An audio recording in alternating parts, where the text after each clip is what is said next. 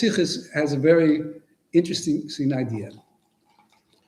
You can celebrate Shavuos differently than everybody else around you. It's on a different day. Why? So we'll get two factors on which it depends. One, Shavuos doesn't have a date on the calendar. Now it does because we have a fixed calendar. But in the time when they was make a new moon, make a new month, depending on when the witnesses saw the new moon, they actually had to go see the moon on its first shot. It shined the first night. They declared that Rosh Chodesh, and then they count on it. Now, sometimes you didn't see the new moon. You could have 2 days. Usually it's 29:30, 29:30, because the lunar cycle is 14 and a half minus a couple of seconds, a couple of minutes. I don't remember exactly. But so usually it's 1-1 and you're okay. But what happens if you didn't see the moon? It's cloudy night. Maybe if you're, we have, even when you have Kiddush Chodesh and it's you're already the seventh day, sometimes you can't see the moon. How much more so on the first day? So at that point, the month has 30 days. Again, if it starts to get ridiculous, you can't have more than two 30-day months in a row. If you get a third one, then the whole calendar starts to get mixed up. So then the basin would automatically declare it. But there would be quite often situations where you could have two 29-day months or two 30-day months in a row. It happened. Now, Shavuos, as I said, in the Torah, Shavuos doesn't have a date. It says, you should count from the day after Pesach, 49 days, and the 50th day is Shavuos. In other words, it's dependent not on the day of the calendar, not on the anniversary of the giving of the Torah, on counting. Now, usually there's no problem. That's because we all count together. But here's a factor which it was true in previous generations also, but wasn't so common. Today it's not uncommon. International dateline. You fly from California to Los Angeles, from Los Angeles to Melbourne. I keep mixing it up. In sichah, I had to check it. I forget if you lose a day, which way you lose a day. Going there, you lose a day. So, in other words, you counted the third day of the Omer in Los Angeles. You arrived in Melbourne. They're counting the third day, and you have to count the fourth day. Why? Because it says, each person has to count the Omer individually. The way there, you lose a day completely. The way back, you're a day behind. Yeah, okay, whatever. I mix it up always. But in other words, so if you go back and forth in the middle, it doesn't really matter. But what if you come, Chassidim would come to the Rebbe. They fly from Melbourne to New York. Fly from Sydney to New York. Go.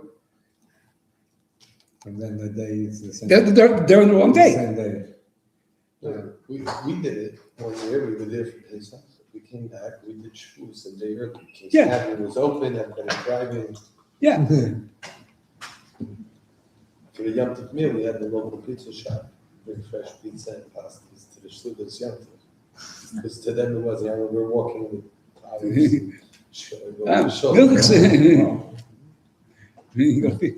yeah, so there is such a so this is the Rebbe's idea here. So let's see. It's kind of strange. Let's see how the Rebbe develops it. I just think it's just like that's why when he said I was thinking of doing Pesach Sheni because it's a real. But this is such an interesting, strange idea. But I think it's worth doing it, and it's a little bit long. The sichah isn't short, but it's pretty easily stepped and mapped out. And the nicest part of the sichah is the end of it, where he puts it in the personal dimension, how it is in how this whole thing reflects in your own avodas Hashem. So it's nice all over. Okay, I'll start. We'll go further. As is mentioned many times, the count of the Omer serves as preparation for living the giving of the Torah. Therefore, directly after the 9 days of the counting and the Omer concluded, Shavuos, the festival commemorating the giving of the Torah, is celebrated. The connection between the giving of the Torah and the counting of the Omer is also understood by the fact that both relate to every Jew individually. Talmud emphasizes how to is in common with every Jew as an individual. By contrast to Shemitah and Yuval and Yovel, sabbatical and Jubilee years, the count is set specifically by the Jewish core. There's one count for the entire Jewish people, whereas the Omer is counted by every Jew separately on his own. In other words, the Shemitah and Yovel are mitzvahs on Beis Din, not mitzvahs on every individual. Sefiras HaOmer, mitzvah on every individual. We try to count every day. And, if you're still with it, then you're getting there. You're already past halfway. It's each person's individual mitzvah. Similarly, regarding the giving of the Torah, revelation was not only experienced by the Jewish people as a whole, but by every individual Jew. God addressed each Jew directly, telling him, "Anochi Hashem Elokecha, I am God, your Lord," and using the singular form Elokecha, your Lord. In other words, Elokim, you see in the footnotes, Shulchan tells you should understand it as referring to your koach, your strength, your life force. So Elokecha, Hashem is telling you, I am your life force. And he's not saying it to the Jewish people as a whole. He's turning to each individual. That's why it's plural. It doesn't say, Anochi Hashem Elokeichem, I am God, your Lord, speaking to the people. It's, I'm yours.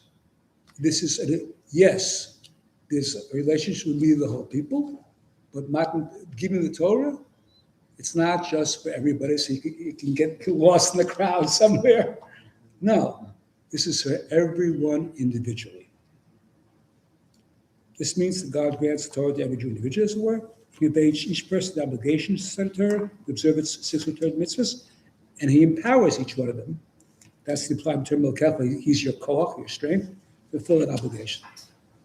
So both Shavuos, the giving of the Torah, and counting the spirit of the Omer are individual things. Take it further.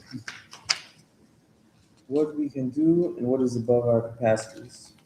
Based on the connection between the counting of the Omer and Shavuos, the Alter Rebbe explains in the Torah the apparent contradiction between the command, you shall count 50 days, and the fact that in practice we count only 49 days. The command it says, "Uspartu lechem 50 yom." Do we count the 50th day? No, we count 49. You don't, on Shavuos night, you don't say today is the 50th day of the Omer.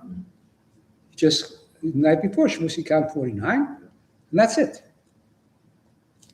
Counting the 49 days through which we draw down the 49 gates of understanding, Shai Bina, causes the drawing down of the 50th gate, the revelation of the giving of the Torah on the 50th day. Why does it say you should count 50 days? Because it is, in a certain way, it is. We do whatever we can, and then God gives us the 50th. Because the 50th, we can't draw down. Because 50 man can't reach on his own. It's a perfection that's above man's capacity. But man does the 49, and when he does the 49, God gives him the 50. But if he didn't do the 49, he wouldn't get the 50. You have to make a setting. Once you make a setting, God gives you the 50th. With each counting of the day of the Omer, an additional gate of understanding is drawn down. Thus, the 49 gates of understanding are drawn down through the divine service of counting the Omer. This enables us to understand the wording used when counting the Omer, 1 day, 2 days, 3 days. When counting in this manner, the number also includes the previous days. We do not count the ordinal number of every additional day, second day, the third day, that would infer that each day is distinct and separate entity. We say 2 days, or you got 2 now. It's not, you don't have the second, you got 2. You have 3, not the third. You know, each day you've got everything that you've gotten up to now as well. The reason for our practice is that each day we count the Omer, another gate of understanding is drawn down. On the first day, we have access to 1 gate of understanding. On the second day, we have access to 2 gates. On the third, 3, etc. 50th gate, however, cannot be drawn down by our own initiative, for it represents a level that the divine service of created beings cannot reach. Nevertheless, our efforts to draw down the 49 gates of understanding by counting the 49 days of the Omer create a setting in which the 50th gate is granted from above on the 50th day through an arousal from above, to borrow Kabbalistic terminology. This is the meaning of the command, count 50 days, including even the 50th gate. Access to that gate is granted, but only after and because of our counting of 7 perfect weeks. So on one hand, we've done it. It's dependent upon us. On the other hand, we can't do it. It's got to be given to us. It's given to us by God after we've done our work. Without the preparatory work, it wouldn't do. Take the next little bit. True, the 50th gate of understanding, drawn down on the 50th day of the counting of the Omer, shares a connection to the giving of the Torah. Nevertheless, the Alter Rebbe rules that the description of Shavuos as the season of the giving of our Torah is appropriate only in the present era. When we follow a fixed calendar, and Shavuos is always celebrated on the 6th of Sivan, the day on which the Torah was given. This is our prayers. We say Shavuos is the anniversary of the giving of the Torah. It's the season of the giving of the Torah. It's Man Matan Torah Seinu. But is it? In other words, now it is. It just works out that way because they have a fixed calendar. But we're going to see in a second, it didn't work that way all the time. Take it further. However, when the court would sanctify the month based on the testimony of witnesses who had cited the moon, Shavuos, the 50th day of the counting of the Omer, it also fell on the 5th of Sivan, if both Nisan and Iyar were months of 30 days, or on the 7th of the month, if both Nisan and Iyar were months of 29 days.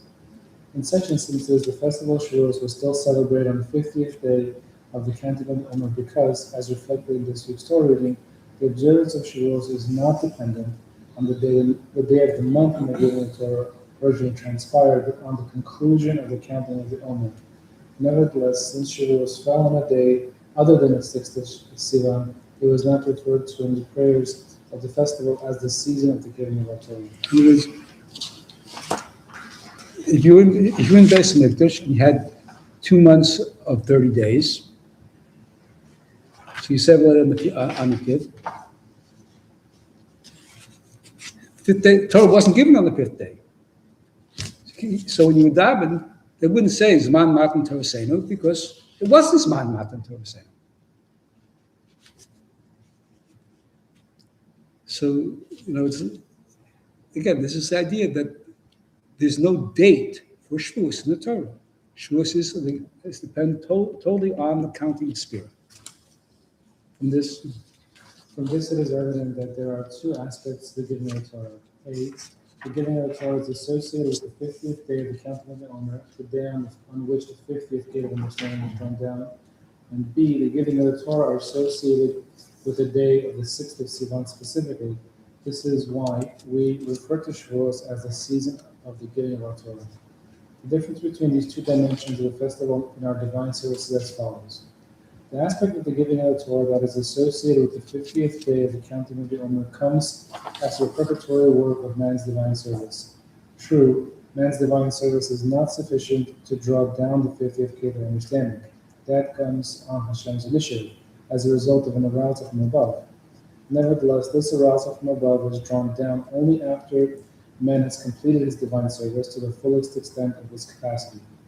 After concluding the divine service of counting the 49 days of the Omer, man has become a conduit fit to receive the divine effluence of the giving of the Torah. By contrast, the aspect of the giving of the Torah that is connected to the 6th of Sivan is not at all dependent on man and his divine service. As implied by the name, the giving of the Torah it is a gift associated solely with the Torah. From the standpoint of the Torah, the time of this divine gift is the 6th of Sivan. What the Rebbe is doing here, very, very nice thing. There's one aspect of Shavuos which is dependent upon us. Okay, it's not, we can't do it all. As a counting of the Omer, we can't bring about that 50th gate. That's above us. But still, we can say we earned that 50th gate. Since we counted 49, we earned the 50th. You can never earn the Torah. The Torah is God's gift. This is my cherished treasure. The Torah is godly. Got nothing to do with man from the Torah's perspective. This is his pleasure to him. It plays with, it frolics in front of him. This is where God takes his own pleasure. It's all his. It's really, and it says, Alpayim Shana Kodem Torah L'Olam. The Torah existed 2,000 years before the world. We're not talking about chronological time.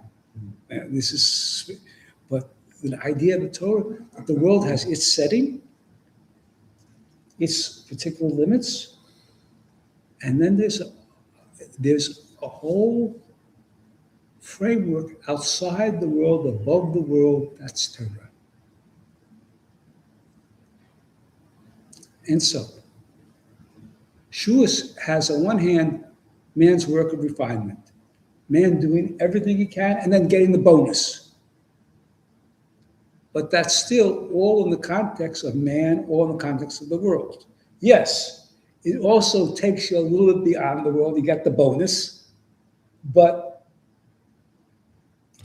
you did it. That's counting the Omer part.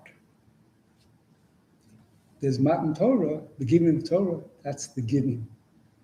It's given to you as a present. You didn't earn it. You couldn't possibly earn it because it's God's, not yours. It's not human. It stands above that. This is God's own wisdom, own pleasure, nothing to do with man. And yet he shares it with man. But that he does because he wants to.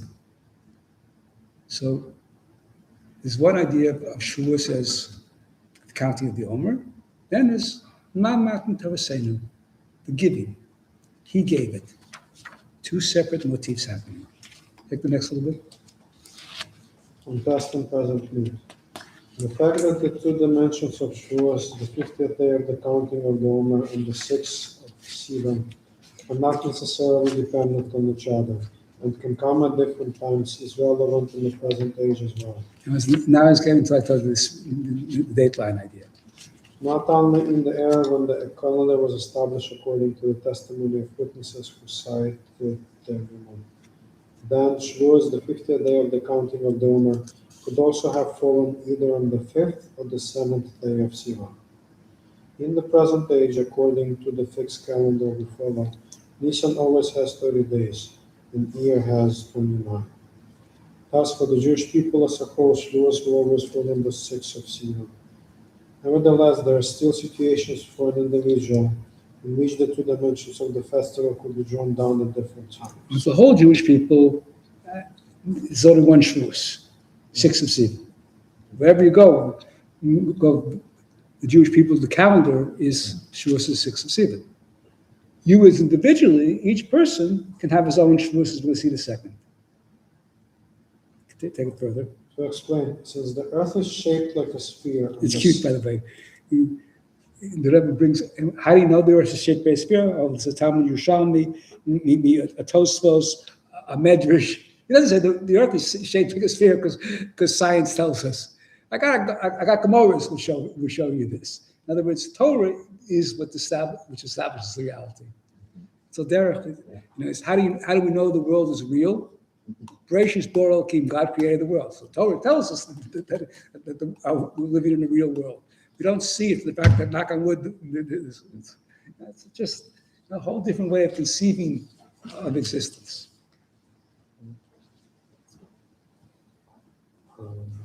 Since the earth is shaped like a sphere and the sun, according to which the dates are established, travels across its horizon, there must be a line in the earth, the international date line, at which point the days differ. The date for persons Okay, spending months. let's catch these guys up for a second. We're saying Shavuos, there's no date for Shavuos on the calendar. Now there is, because we file a fixed calendar. But in the Torah says Sukkot is 15th of Tishrei, Nisan is 15th, and Pesach is 15th of Nisan. That's on the calendar. Shavuos, it says, what's the date of Shavuos? No date. Count 50 days from Pesach, then you have Shavuos. Now, that works out now on the fixed calendar that the 50th day is also the anniversary of the giving of the Torah. So we say Zman Matan Torah Seinu because it works out that way in the fixed calendar. But in the time of the Beis Hamikdash, it didn't always work out that way. You could have had 2 30-day months or 2 29-day months, and Shavuos could have been celebrated on the 5th or the 7th. Now, and furthermore, Shavuos is Spir L'Kol Echad B'Echad. Each person has the mitzvah to count the Omer individually. We've got to count our own days. I don't count your days, you don't count my days. We count our own days. And that's where it gets interesting. Now, take the international date line. You have relatives in Australia? I've been to Australia. Yeah, okay. So you travel in the middle of Sefira, you either repeat a day, or you lose a day or both. That's right. That's what we're dealing with now. Take us further. The date for persons standing on one side of the international date line differs exactly by a day, a full 24 hours from the date for a person standing on the other side. Thus, by crossing that line, a person can skip a day. If someone goes from east to west, he would have, for example, proceeded from Sunday to Tuesday, or the like. He would have lost a day. Conversely, by going from west to east in the opposite direction of the sun, he will gain a day, e.g. he will have 2 Sundays. In most instances, these concepts do not affect our observance of Shabbos or the festival, since these days are observed according to the location where the person presently finds himself. Regarding the counting of the Omer, however, crossing the date line can make a significant difference. Shabbos is according to your local calendar. So it's the 7th day of the week here. The fact that you came to Australia from Los Angeles doesn't matter. Here it's Shabbos. Shabbos depends on the day of the week in the place, because on Shabbos it doesn't say you count your own Shabbos.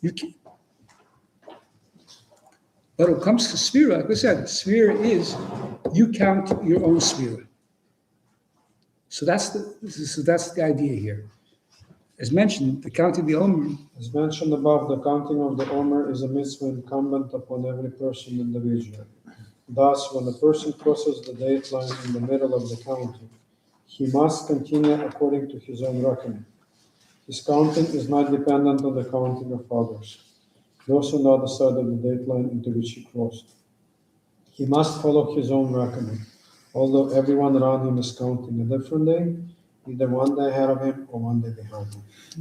Yeah, it's a strange situation, but yet that's the law, according to the Rebbe. There are people who I was speaking to a guy in BRS. I don't know if you guys know him, David Chaptai, brilliant guy.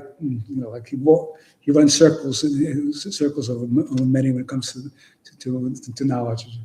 So he says, I told him that because I wrote this up for the BRS Weekly also this week. So we could, in short, but not the whole sichah, but just so I told him, you'll see it. He says, yeah, that's the Lovitch Rebbe Shita. He says it's the most sound interpretation that there is, but nobody else agrees. It's just strange. And then he goes, "Oh yeah, for Lubavitchers I understand because Lubavitchers always do everything individually anyway. They always stand out on their own." but normal people, they like to deal in one group, so it's a little bit different. But yeah, so he said that there's no, this is according to law, nobody can shoot the Rebbe down.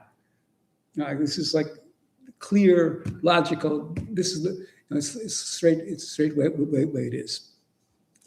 So this is so you have your individual counting, because every person has to count. That's the mitzvah, to count your mitzvah, your Omer. So everybody else is counting differently. You got your mitzvah. So now it gives you an example. For example, Pesach fell on Shabbos. On Monday, after counting the second day of the Omer, a person crosses the date line, traveling from east to west. For example, from the US to Australia. On the other side of the date line, it is Tuesday. On the next night, the night between Tuesday and Wednesday, on the west side of the date line, he is required to count the day which follows his second day of the Omer, the third day of the Omer. While on that day, Wednesday, all the local people will be counting the fourth day. Conversely, if a person crosses the date line from west to east, e.g. from Australia to US, leaving Monday and arriving on Monday. It's a little hard because we always speak of Australia as the Far East, but if you're going from there, you're looking from New York. You're going west to get to Australia. You do go west to Australia. What? From New York, you do go west. Yeah, Australia is west from New York. But say we always speak of Australia as in the Far East. In that. From Los Angeles, it's definitely west. Yeah. From us, seems like east. Well, which depends where you're looking. Yeah. Leaving Monday and arriving Monday on the night between Monday and Tuesday. He must count the third day of the Omer, although all the local people will be counting the second day. The rationale is that, as explained above, the mitzvah of counting the Omer is not incumbent on the Jewish people as a collective entity, but on every Jew as an individual. Everyone must count the days that he has experienced from the beginning of his counting the Omer. An individual must observe Shabbos and other festivals according to the reckoning of the inhabitants of the locale in which he finds himself at that time. It makes no difference in having crossed the date line. Shabbos, the seventh day of the week, is not 7 days after his last Shabbos. Instead, his Shabbos is the same day as the Shabbos of all the inhabitants of that place. But the determination of the day is not entrusted to each person individually, but depends on the passage of the days of the week in that location. Similarly, the observance of the festivals, including Rosh Hashanah and Yom Kippur, depends on that calendar established by one court, the Sanhedrin, for all Jews, or today on the fixed calendar established according to their reckoning. By contrast, the mitzvah of the counting of the Omer is incumbent on every person individually. As such, it is understood that also the reckoning of the days counted does not depend on another's reckoning, since the nature of this obligation is to count the days that he himself experiences. What is the idea of counting the Omer?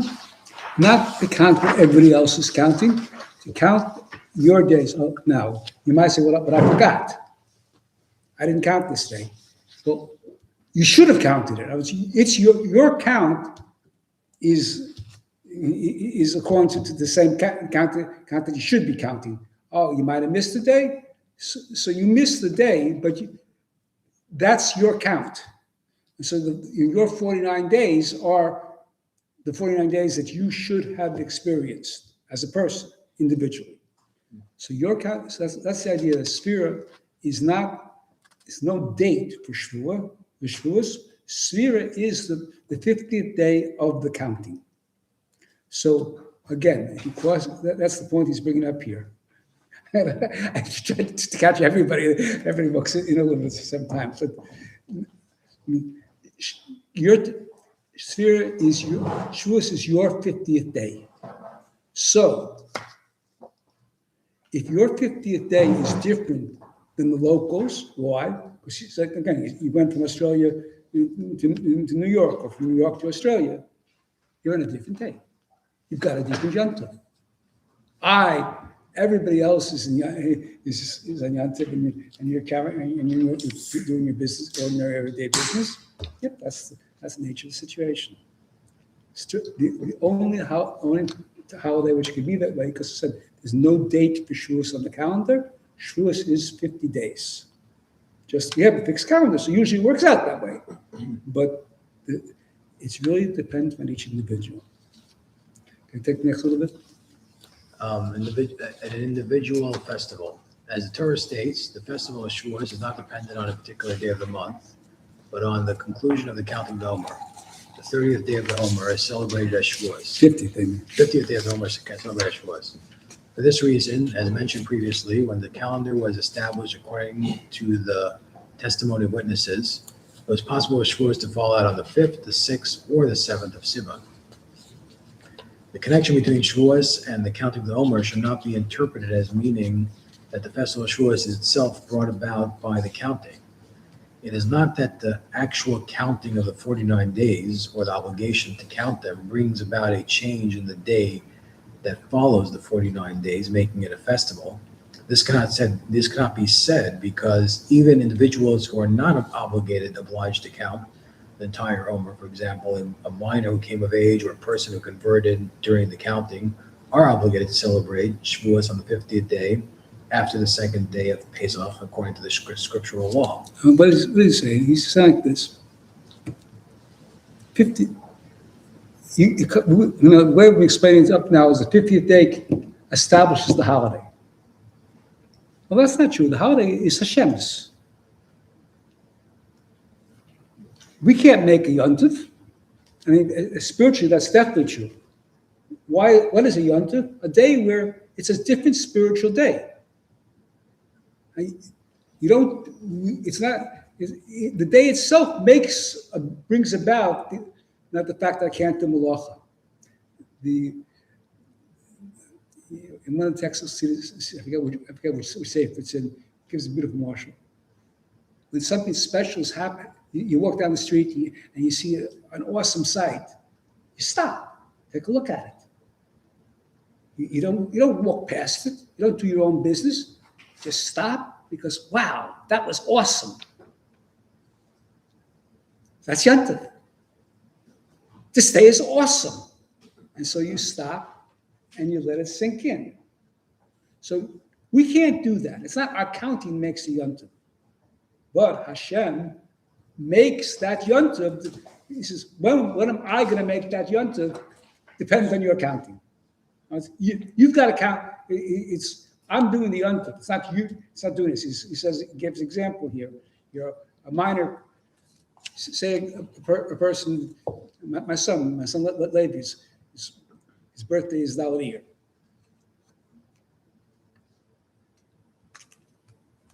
So the year of his bar mitzvah, he couldn't have a full sphera as a bar mitzvah. There's a whole of halacha. It's a classic pilpulum. Do you count sphera with a bracha or not? Because you didn't have 50 days. Because your first days were just practice. Is he allowed to celebrate his bar mitzvah? What? Is he allowed to celebrate his bar mitzvah? So the whole question of with music, without music, music with record music, or things. We didn't have a band. We used a tape and we danced, and it was all good. You say that's. You say, that's why Levick is where he is. Anyway, but yeah. So this is that year. He didn't have any kids gets bar mitzvah in the sphere doesn't have a full 50 days. So you say, well, then in that case he really shouldn't have yontif. No, the yontif is brought about by Hashem. But Hashem, what am I going to bring? According to your 50 days. And by the way, the Rebbe says it's not only when it comes to individuals, to a certain extent it applies to each one of us. Why? To take next is moreover, Moreover, this concept could be said to apply even to adults, since there are opinions, and indeed these are accepted as halacha, which maintain that in the present era, the counting of the Omer is merely a rabbinic obligation. According to scriptural law, we are not obligated to count the Omer in the present age. And counting the Omer is when you brought the sacrifice of the Omer in the Beis Mikdash. You brought the barley offering. The next day afterwards, you had to count. Today, we didn't bring the barley offering. So our counting is not really a scriptural obligation. It's just not day after the offering. It's a rabbinic offering. It's a mitzvah.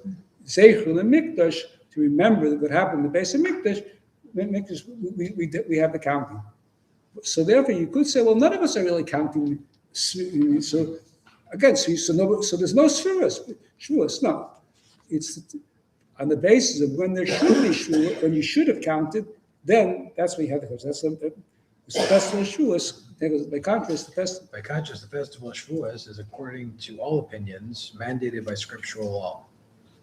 Were Shavuos to be totally dependent on the counting of the Omer, the question would arise: what brings about the festival of Shavuos for those individuals who are not commanded to count? They did not experience 49 days of counting. It cannot be said that the Jewish nation's counting as a whole brings about the festival also for these individuals, and they should follow the practice of the community as a whole. This is not a valid hypothesis, for there is no concept of the counting of the Omer by the entire Jewish people as a collective in halachic sources. On the contrary, as mentioned above, the law is that every person counts individually. The counting does not relate to the Jewish people as a collective. Therefore, we must conclude that it is not the Jews' actual counting that brings about the festival of Shavuos. Instead, scriptural law established a time for the festival on the 50th day of the Omer. In other words, our counting of the days of the Omer merely serves as an indicator. The passage of days of the counting clarifies when is the time to celebrate that festival. The day after the count of 49 days is completed. This aspect of the days of the counting of the Omer, that it serves as an indicator, is relevant to each individual, even one who only became obligated to count the middle of the days of the Omer. When the day arrives on which a person had been obligated to count, would have completed 49 days, that day is clarified as the day he should celebrate Shavuos. Thus, when a person finishes his counting of the 49 days of the Omer, regardless of whether it is before or after the conclusion of the counting in his present locale, the passage of the days of the counting of the Omer in his individual circumstance clarifies that he must celebrate the festival of Shavuos on the day following the conclusion of his days of the counting. We cannot say that the person should follow his own reckoning concerning the counting, but he should celebrate Shavuos on the same day as the local community. For the establishment of the dates when Shavuos would be celebrated depends entirely on, and its sole indicator is, it being the 650th day of the counting of the Omer, and the counting of the Omer is given over to each individual as an individual, and not to the Jewish people as a collective. All of the above applies regarding the celebration of the festival of Shavuos, for the day of its observance is not dependent on a specific day of the month, but is determined by counting the 49 days of the Omer. This does not apply regarding the recitation of the phrase, the season of the giving of our Torah and our prayers. When you say Zman, when you daven on Shavuos, and you're not doing it on the 6th of Sivan, how can you say Zman Matan Torah saying? It's not. If you're on the 5th or the 7th, this is not the anniversary of the giving of Torah. Because that phrase specifically relates to the 6th of Sivan, as previously mentioned in the name of the Rebbe. Thus, even if a person celebrates Shavuos on a date other than the 6th of Sivan, whether a day earlier or a day later, since he is not celebrating on the prescribed date, he should not refer to the festival as the season of the giving of our Torah. This applies even when a person crosses the date line from east to west after Rosh Chodesh, so that according to his personal reckoning, the 50th day of the Omer, 50th day of the counting of the Omer falls on what hypothetically would be the 6th of Sivan for him, even though it is not the 6th of Sivan for the community. He is presently located. Nevertheless, you may not recite the phrase, the season of the giving of our Torah, because regarding the determination of the days of the month, there is no difference between the determination of any given day and of Rosh Chodesh. And the establishment of Rosh Chodesh was established to the Sanhedrin and not to each individual's personal reckoning as explained above. Okay, so he's kind of summarized it for us here. Take the next one, that you. The halachic rule, based on the above, the following laws emerge. When someone crosses the date line from west to east, the 50th of Sivan is the 50th day of his counting of the Omer. As such, he must observe Shavuos on that day concerning all its laws except the reference in prayer to the festival as the season of the giving of our Torah. If he lives in the diaspora, he also should observe the 6th of Sivan as the second day of the festival. Conversely, if someone crosses the date line from east to west, he should observe Shavuos on the 7th of Sivan. If he lives in the diaspora, such a person should observe the 8th of Sivan as the second day of the festival. Okay, so he's giving us the law now. And like I said, it's an interesting situation. Like I kind of like this the sichah because it's like, each like, hey, you could have your own private yontif. Now the Rebbe says, let's look a little bit beyond the surface. Okay, that's the interesting law. Gave all the Talmudic reasoning behind it, and it clicks. What do we learn in our own spiritual worlds? The law and the soul's calendar. These concepts reflect in our divine service. The service is characterized as the counting of Omer as you find their emotional attributes. If you do a Lubavitch davening, it's chesed. Today is chesed b'chesed, vush b'chesed. Each day is connected with one of your own emotional characteristics. You're trying to polish yourself, make your soul a little bit better.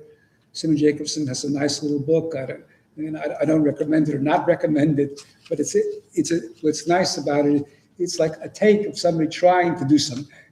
What does it mean to refine my this whole, Chassidus also says, do this.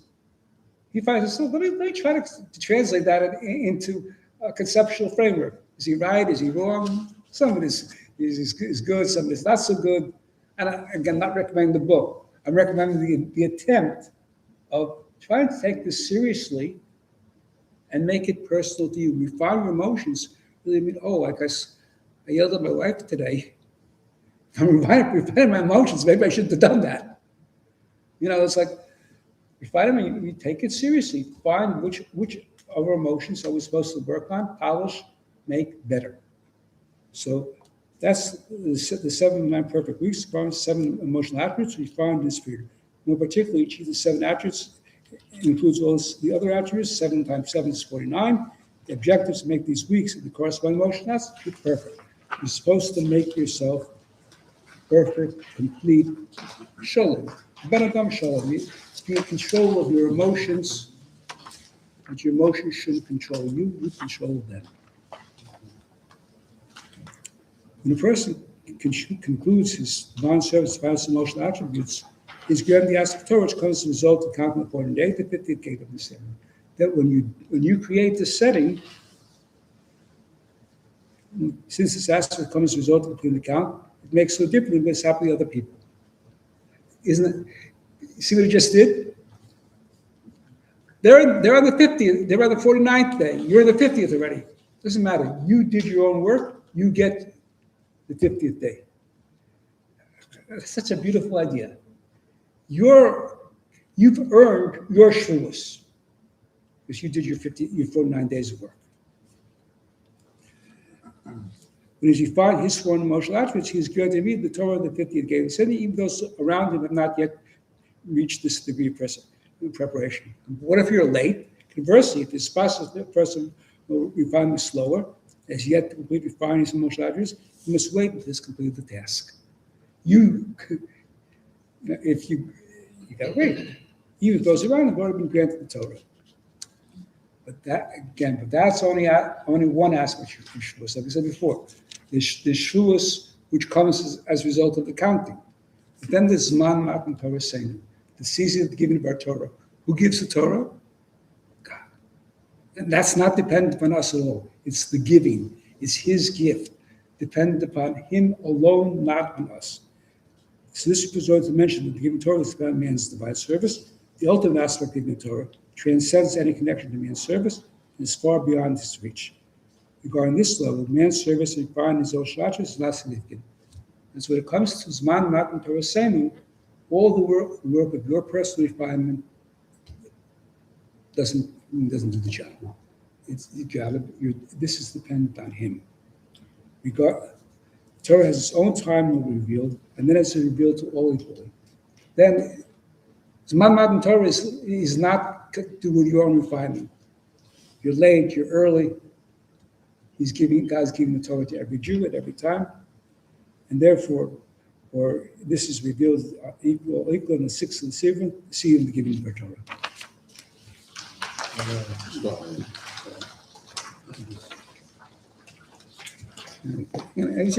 I like to see it because like the halakha is like, it's nice, straight, and also something peculiar. Was the Rebbe, What? A lot of it is always in the look. This is a very practical Yeah. thing. was the Rebbe poskening himself, or he was relying on someone else? The Rebbe usually doesn't pass it. But on the contrary, nobody thought about this before, really. They never asked the rabbi. I mean, so he poskened on his own. Look, there is some discussion in halakha before the Rebbe, but again, but the Rebbe has this unique, both abstract, at the same point, practical view. The other people are saying, well, what about the people around here? What do they do? It's all in terms of minhag, where you're coming from, where you're going. No, here this is a whole totally different getter, because where does it come from? It comes from the mitzvah. Once I say it's coming from the mitzvah is individual, so that sets a whole different tone about it. There's, like in certain things, Purim. If you're the Purim, you can be Purim or process. If you're Yerushalayim, you have one Purim. I'll leave you another Purim. So there's different things back and forth, and then so all the people try to make comparisons with the other people make comparisons with those laws. There's no.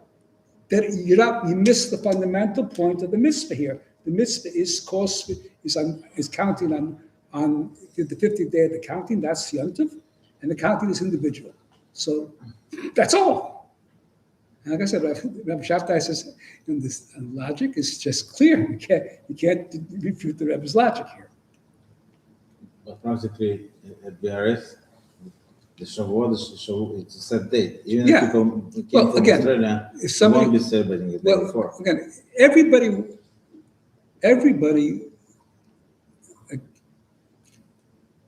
everybody who lives here has no question. No, It's but not like it's just an interesting- another example. Person comes who's an Israeli, spends Yom in America. So then there's this legitimate argument that you keep 2 days to keep 1 day.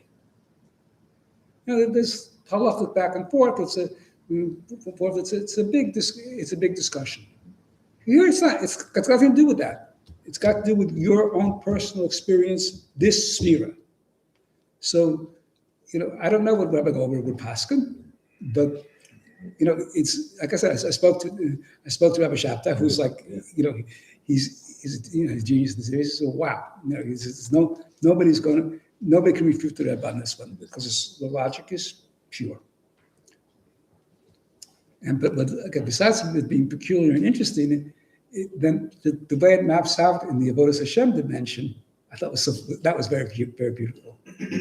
That there's before and after, that's dependent on you, and then something transcends us entirely. That's the Torah itself.